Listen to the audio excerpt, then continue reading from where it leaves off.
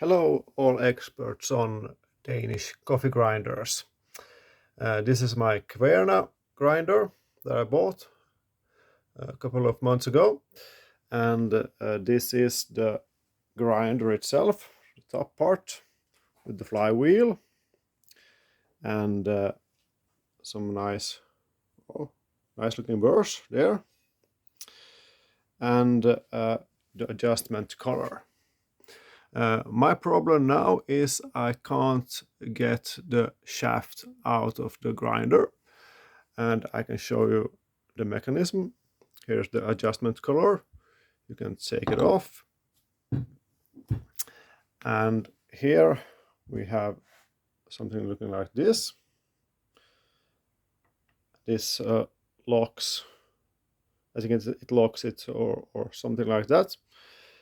And we have the housing, an outer collar, and a cylinder attached to a bearing and a shaft.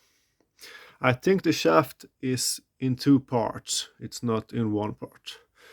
But I can't get the adjustment cylinder out of the housing. Do you have any advice how I would do that?